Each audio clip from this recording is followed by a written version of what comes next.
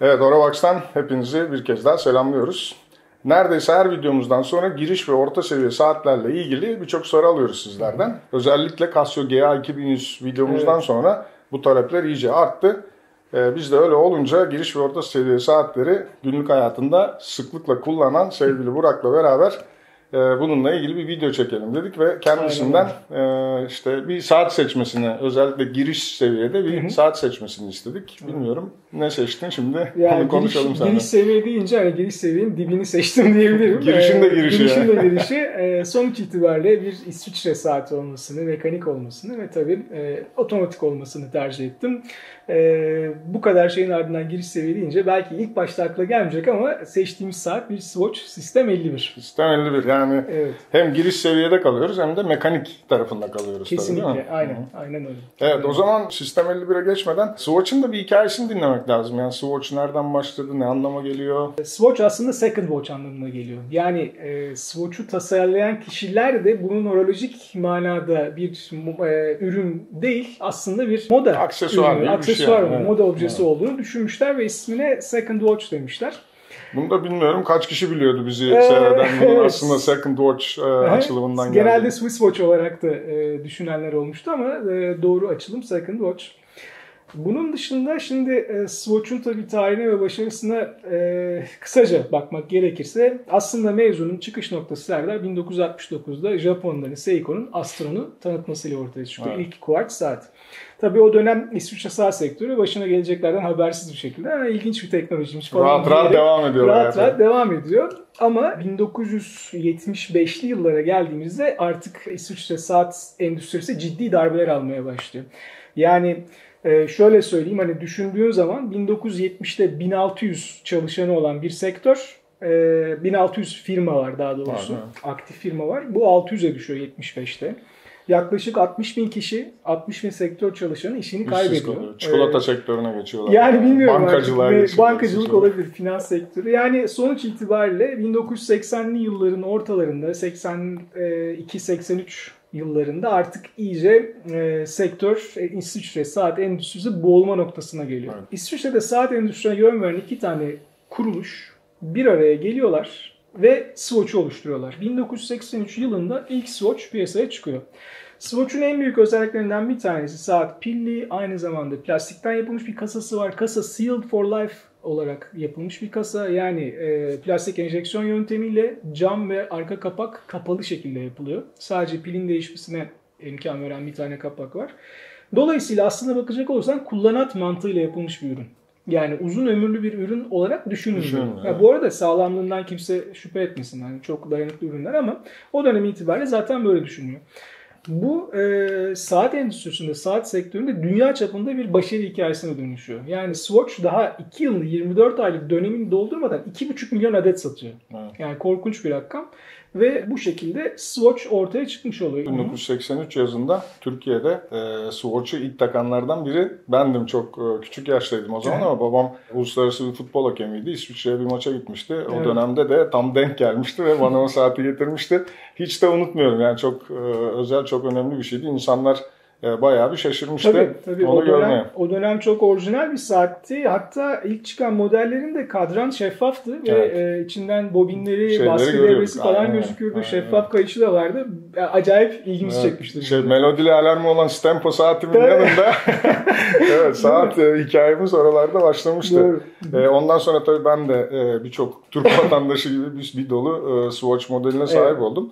Ama sen halihazırda da Swatch'ları kullanmaya devam ediyorsun. Koleksiyonunda da saat kutunda da bayağı bir Swatch var bildiğim kadarıyla. 6 tane Swatch'um var.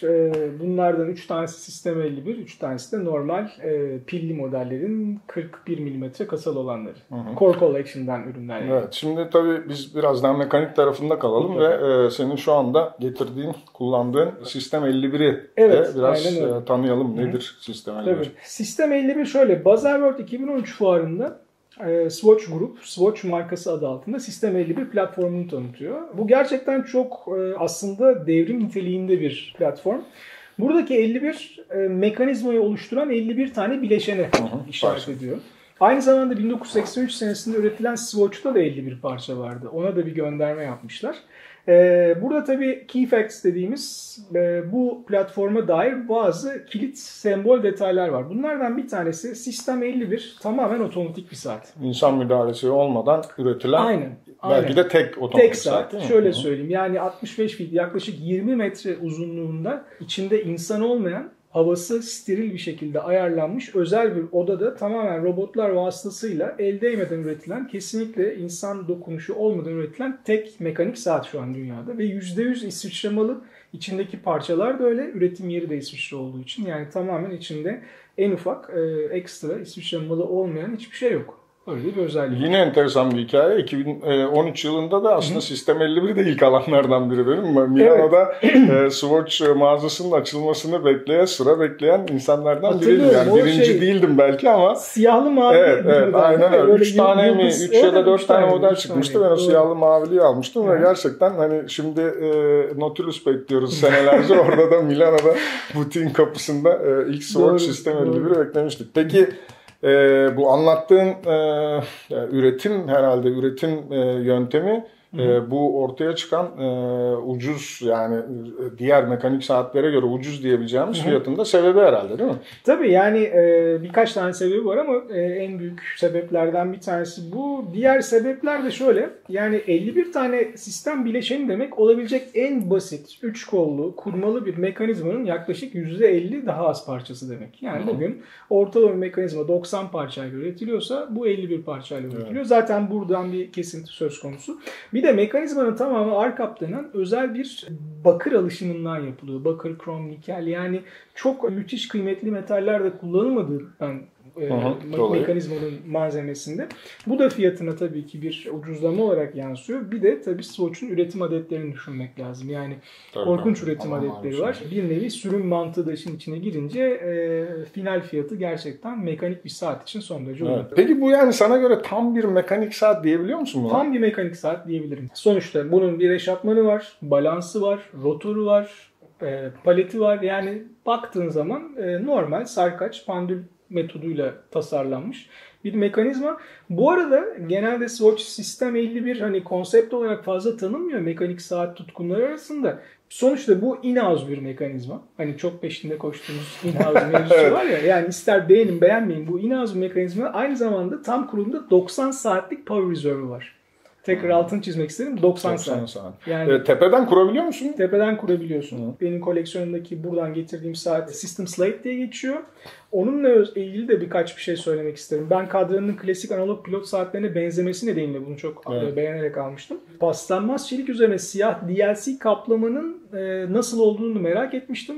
Yaklaşık saati 5 senedir takıyorum. Tamam, çok günlük taktığım bir saat değil belki ama yani bırak kasayı, tokada bile bir çizik olmadı. Ama bu yani gerçekten bizim diğer saatlerde de gördüğümüz aynı PVD kesinlikle işlemi. Arada bir fark yok. Aynen. Son derece başarılı.